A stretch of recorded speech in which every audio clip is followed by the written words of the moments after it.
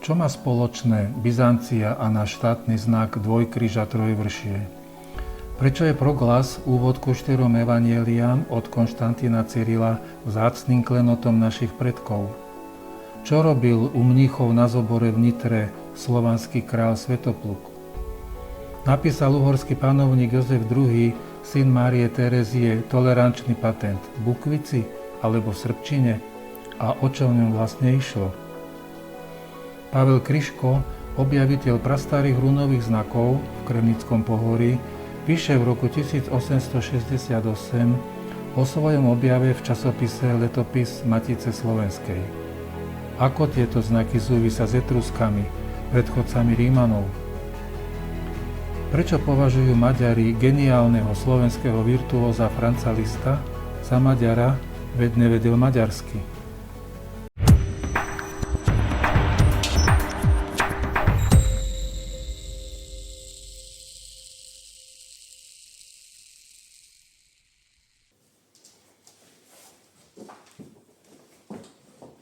Priatelia, pozývam vás na krátky výlet do našich dejín. Sprevádzať nás budú odborníci, ktorí majú k tomu čo povedať. Neradi by sme vám podsúvali jediný správny názor.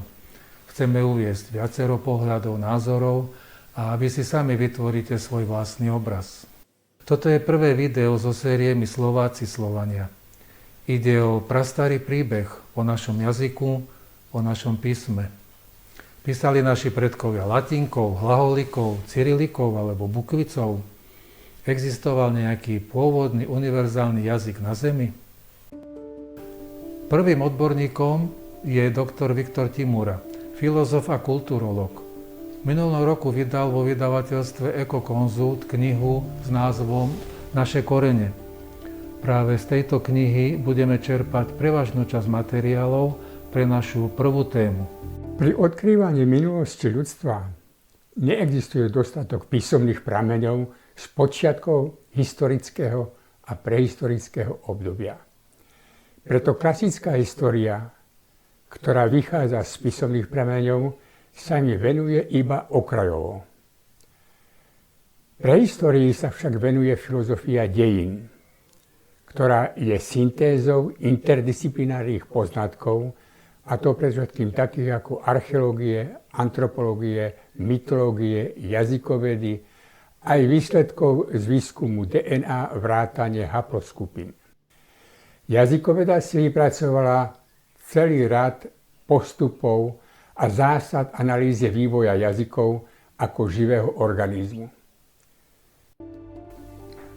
Podľa Márie Gimbutasovej, litovsko-americkej archeologičky, takúto pravlasť treba umiestniť do ukrajinských stepí. Tento jazyk sa zachoval v názvoch riek a miest. Miestne mená vo východnej aj západnej Európe vôbec sú plodom tisícky rokov. Je zaujímavé, že slovanské miestne mená sú rozšírené oveľa západnejšie ako súčasné slovanské zaľudnenie. To samo o sebe vypovedá o tom, že pobyt Slovanov na tomto území siaha oveľa hlbšie do minulosti, ako sme niekedy ochotní pripustiť. Po vydaní publikácie Márie Gimbutasovej o staroevropských civilizáciách sa začínajú prehodnocovať stereotypné predstavy aj v jazykovednej oblasti. Ide o objavy starej, európskej, podunajskej civilizácie, ktorá je o niekoľko tisícročí staršia ako mezopotámska. Všeobecne sa predpokladá, že písmo vzniklo v Mezopotámii na konci 4. tisícročia pred našim letopočtom a odtiaľ sa šírili potom do celého sveta. Taká bola hypotéza či teória vzniku a vývoja písma a v mnohom sa jej držia badatelia dodnes. Významné sú z tohto hľadiska ovšem štúdie nemeckého archeológa a jazykovedca Haralda Harmana, ktorý pracuje pre Fínsku akadémiu vied. Harman poukazuje na to, že vznik písma v Mezopotámii patrí do múzea vedeckých omylov. A ukazuje na základe poznatkov, že písmo vzniklo najmenej o 2000 rokov skôr ako v Mezopotámii.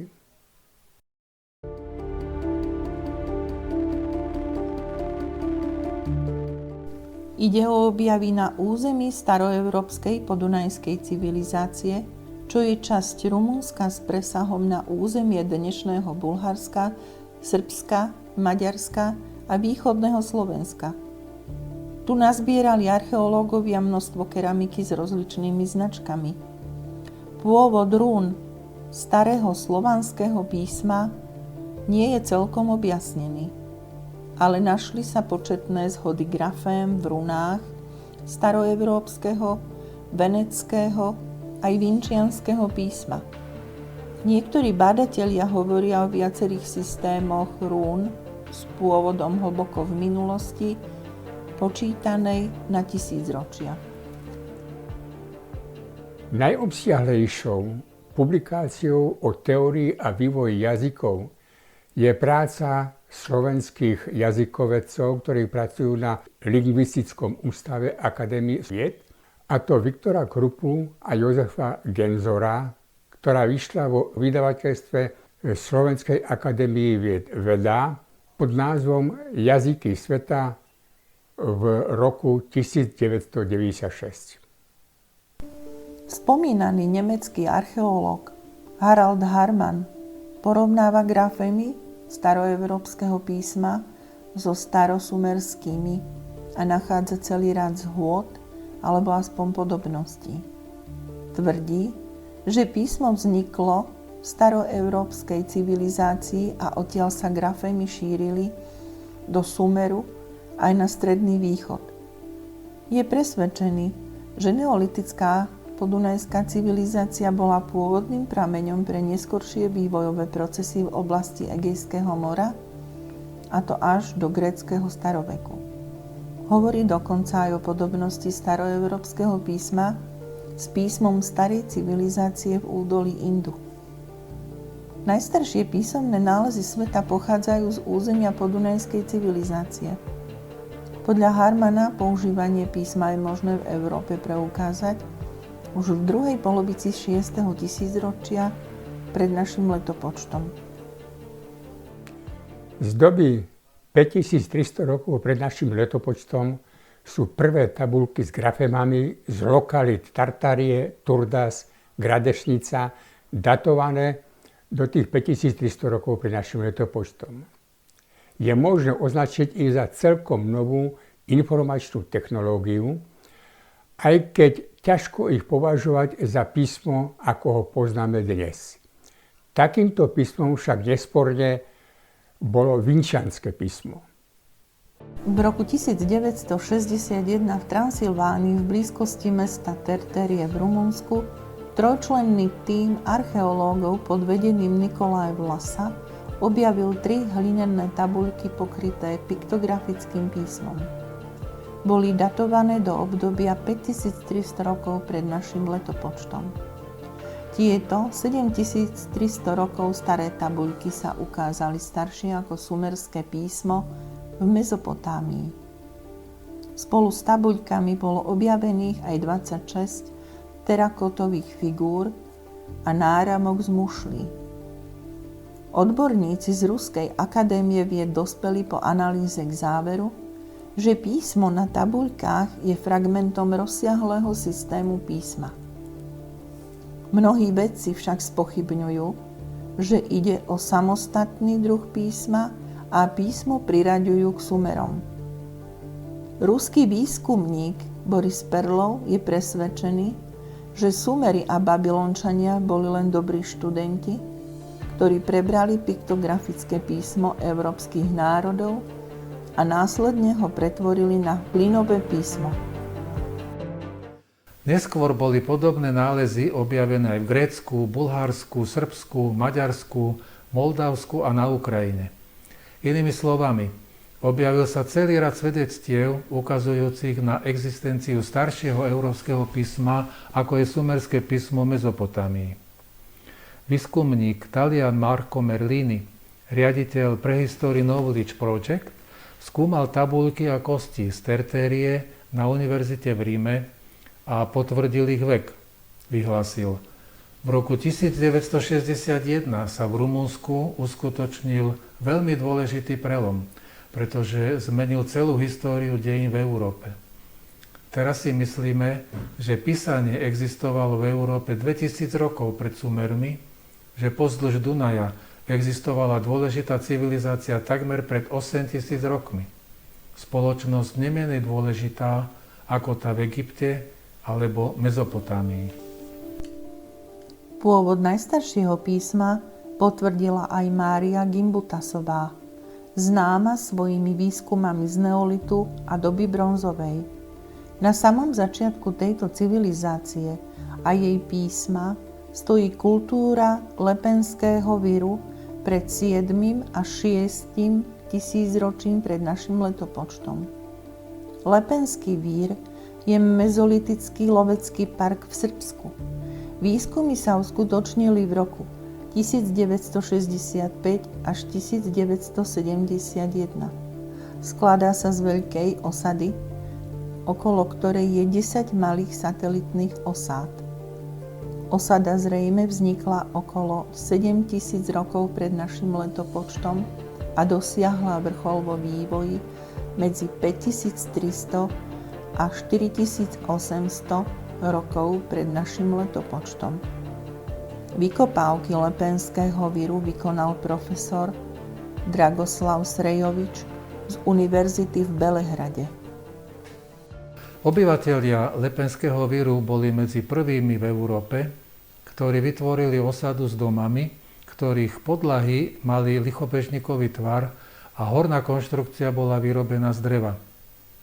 Po vykopávkach na archeologickom nálezisku bol objekt presunutý do vyššej úrovne, aby si zachoval svoj pôvodný vzhľad pred záplavami Dunaja. V roku 2011 bola na celom území postavená nová ochranná konštrukcia. Vnútorný priestor je usporiadaný tak, že dnes je návštevníckym centrom so všetkými exponátmi na interpretáciu kultúry Lepenský vír.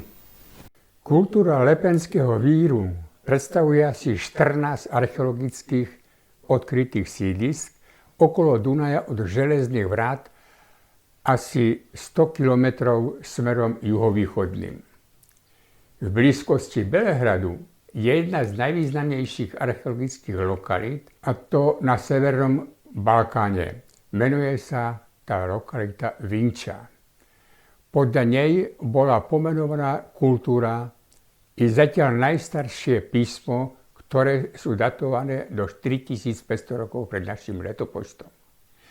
Kultúra Vinča Pločník zasahovala až na juhozápadné Slovensko.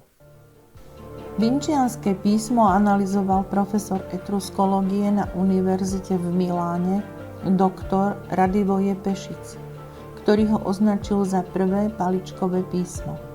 Z doterajších nálezov identifikoval celkom 57 grafém.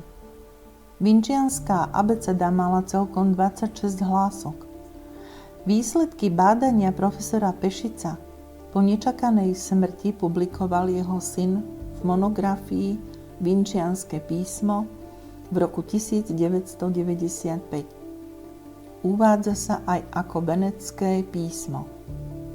Porovnaním grafém Radivoje Pešic zistil, že abecedy nasledujúcich kultúr majú určitý počet grafém spoločných s grafémami vinčianskeho písma.